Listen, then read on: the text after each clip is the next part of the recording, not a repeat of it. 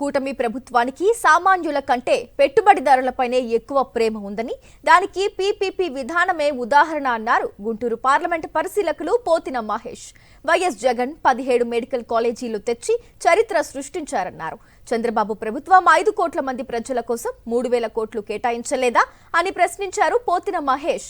Medical కాలేజీల ప్రైవేటీకరణకు వ్యతిరేకంగా AP back word class federation ఆధ్వర్యంలో 1 కోటి సంతకాల సేకరణ కార్యక్రమం నిర్వహించారు.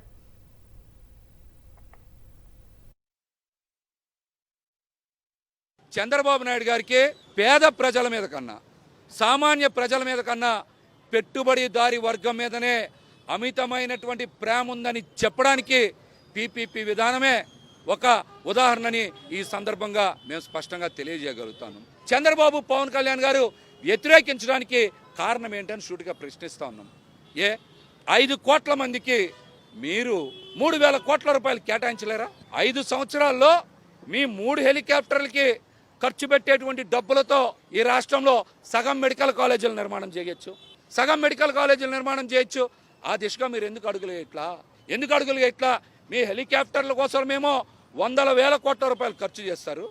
పేద సామాన్య వర్గాలకి ఆసుపత్రులు కట్టమన్నా, వైద్యం చేయించమన్నా, పేద విద్యార్థులు చదువుకోవడానికి మెడికల్ కళాశాలను నిర్మించాలన్నా మీ దగ్గర డబ్బులు ఉండవా? మీకు ప్రజల దగ్గర నుంచి తగిన శాస్త్ర తప్పదని కూడా హెచ్చరిస్తా ఉన్నాం.